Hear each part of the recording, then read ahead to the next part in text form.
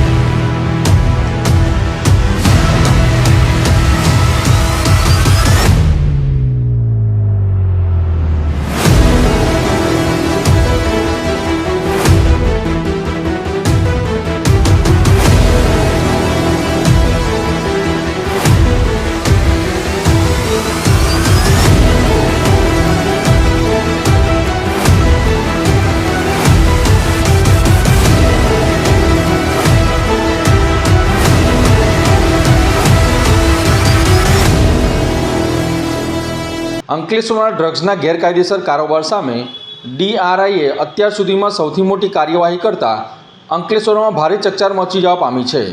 4 દિવસ સુધી ગુપ્ત રાહે વોચ રાખ્યા બાદ દિલ્હી અને સુરતની ડીઆરઆઈ ટીમે 2 અલગ અલગ રહેણાંક વિસ્તારોમાં એક સાથે દરોડા પાડી મિની ડ્રગ્સ ફેક્ટરીનો પર્દાફાશ કર્યો છે। ડીઆરઆઈની એક ટીમ ભડકોદરા ગામ વિસ્તારમાં આવેલી વચનામૃત સોસાયટી પર નજર રાખી રહી હતી, જ્યારે બીજી ટીમ ગડખોલ ગામની ભાવના ફાર્મ સોસાયટીમાં સતત વોચ રાખી રહી હતી। ગઈકાલે વહેલી સવારે લગભગ 5 વાગ્યે બંને સ્થળોએ એકસાથે કાર્યવાહી હાથ ધરવામાં આવી હતી। ગડખોલ ગામની ભાવના ફાર્મ સોસાયટીમાં એક મકાનના ઉપરના ભાગે દરોડા દરમિયાન ડ્રગ્સ બનાવવાની મિની લેબોરેટરી અને ફેક્ટરી મળી આવી હતી। ત્યાંથી ડીઆરઆઈએ પ્રોફેસર રહી ચૂકેલા અમન મંડલ, અભિષેક તિવારી અને બ્રિજ પટેલની ધરપકડ કરી હતી.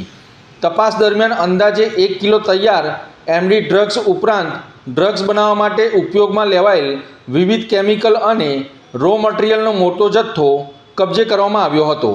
આરોપીઓની કડક પૂછપરછમાં મહત્વની માહિતી સામે આવતા અમન મંડળે ભડકોદરાની વચનામૃત સોસાયટીમાં આવેલા પોતાના રહેણાંક મકાનમાં 2 બ્રોમો નામનું હાઇબ્રિડ ડ્રગ્સ મટીરિયલ સંતાડ્યું હોવાનું કબૂલ્યું હોવાનું જણાવ્યું હતું.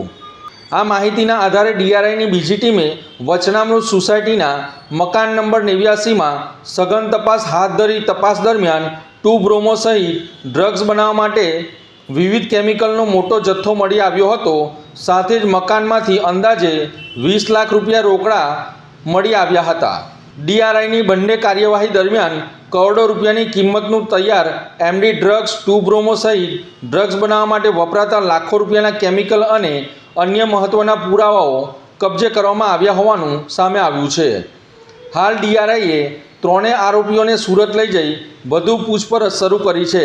તપાસ દરમિયાન ડ્રગ્સનું નેટવર્ક કેટલું મોટું છે, આ કેમિકલ ક્યાંથી લાવ્યા હતા, તૈયાર ડ્રગ્સ કોને સપ્લાય કરવામાં આવ્યું હતું અને આ સમગ્ર રેકેટમાં અન્ય કોણ કોણ સંડોવાયેલા છે તે સહિતના અનેક મુદ્દાઓ પર મહત્ત્વના ખુલાસા થવાની શક્યતાઓ વ્યક્ત કરવામાં આવી રહી છે.